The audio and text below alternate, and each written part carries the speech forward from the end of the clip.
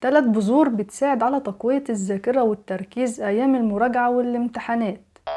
بذور البطيخ من البذور اللي بتساعد على تقوية الذاكرة والتركيز أيام المراجعة والامتحانات، عشان بذور البطيخ فيها منجنيز بيساعد على تحسين وظائف المخ والجهاز العصبي. وكمان عايزة أقول لكم إن بذور البطيخ فيها سعرات حرارية بتساعد على زيادة النشاط في الجسم أيام المراجعة والامتحانات.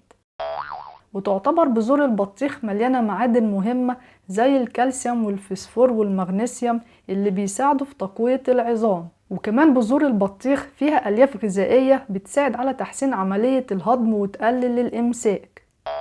كمان عايزة أقول لكم إن بذور البطيخ فيها عناصر بتساعد في تطهير الجسم والتخلص من السموم. ومن فوائد بذور البطيخ إن فيه عنصر المغنيسيوم المهم للحفاظ على صحة القلب والأعصاب والعضلات والعظام، ومهم في تقوية المناعة. ويعتبر في بذور البطيخ فيتامين بي المهم في تقوية الجهاز العصبي والجهاز الهضمي. وأنصحكم نشتري بذور البطيخ من السوبر ماركت، أو بعد أكل البطيخ نغسل بذر البطيخ كويس ونحمصه وناكله طازة. وأنصحكم بأكل كمية مناسبة من بذور البطيخ، وهي تلت كوباية في اليوم، عشان أكتر من كده بيكون ليه آثار جانبية زي الإسهال والانتفاخ ومشاكل في الهضم. وبكده يبقى احنا عرفنا مع بعض فوائد بذور البطيخ، وأهمها إنه بيساعد على تقوية الذاكرة والتركيز أيام المراجعة والامتحانات بإذن الله.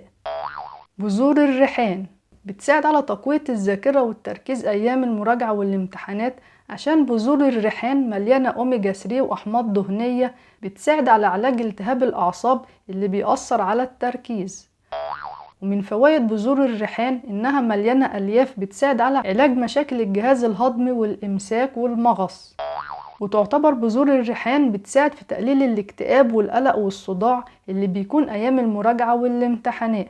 وكمان عايزة أقول لكم إن بذور الريحان بتساعد على علاج نزلات البرد والأنفلونزا والكحة. وممكن نضيف بذور الريحان على العصير أو الشاي، أو نضيفه على السلطة أو مع الجبنة في الفطار الصبح، أو نضيفه مع الحلويات أو مع كوباية الزبادي. وممكن نشتري بذور الريحان من العطار أو من السوبر ماركت أو من أي موقع أونلاين. وأنصحكم بأكل كمية مناسبة من بذور الريحان، وهي معلقة كبيرة في اليوم، عشان أكتر من كده بيكون ليه آثار جانبية زي مشاكل في الجهاز الهضمي وقلة ضغط الدم وهبوط في سكر الدم. وبكده يبقى احنا عرفنا مع بعض فوائد بذور الريحان، وأهمها إنها بتساعد على تقوية الذاكرة والتركيز أيام المراجعة والامتحانات بإذن الله. بذور الكاكاو، ودي بتكون من شجرة الكاكاو، وبعد كده بنطحن منها بذور شجرة الكاكاو، ويبقى عندنا مسحوق بذور الكاكاو اللي ممكن نشربه مع كوباية لبن دافية أو نضيفه مع العصير. وتعتبر بذور الكاكاو مهمة في تقوية الذاكرة والتركيز أيام المراجعة والامتحانات، عشان فيها خصائص مضادة للأكسدة بتحمي الأعصاب من التلف والالتهاب. وكمان بذور الكاكاو بتساعد في تحسين حركة الدم للمخ، وبكده بيساعد على تقوية الذاكرة والتركيز. وتعتبر بذور الكاكاو بتحسن الحالة النفسية وتقلل التوتر والقلق والاكتئاب اللي بيكون أيام المراجعة والامتحانات. ومن فوائد بذور الكاكاو إنها بتساعد على تحسين وظائف عضلات القلب والعضلات الهيكلية. وتعتبر بذور الكاكاو مليانة حديد المهم في تقوية المناعة والحماية من فقر الدم. وأنصحكم باستهلاك كمية من بذور الكاكاو في بداية اليوم، وهي 4 أو 5 حبات في الفطار. وممكن نستهلك معلقتين من بودرة الكاكاو في اليوم مع كوباية لبن أو مع العصير الفريش، أو ناكل 15 جرام من الشوكولاتة الدارك أو الشوكولاتة المرة، ودي بتكون في حجم معلقة كبيرة، وتكون الشوكولاتة سادة أو بالمكسرات، عشان لو الشوكولاتة عليها سكر أو مربى وبسكويت بيكون فيها نسبة الشوكولاتة قليلة والسعرات الحرارية عالية، فبتكون نسبة الاستفادة من الشوكولاتة قليلة في الجسم.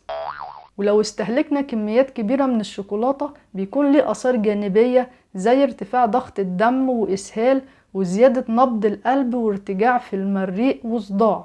وبكده يبقى احنا عرفنا مع بعض فوائد بذور الكاكاو، وأهمها إنها بتساعد على تقوية الذاكرة والتركيز أيام المراجعة والامتحانات بإذن الله. ولو عجبتكم الحلقة اعملوا لايك وشير للحلقة مع أصحابكم عشان يستفادوا، وما تنسوش تشتركوا في القناة وتفعلوا الجرس عشان يوصلكم كل جديد بإذن الله. وبكده يبقى احنا عرفنا مع بعض 3 بذور بتساعد على تقوية الذاكرة والتركيز أيام المراجعة والامتحانات بإذن الله.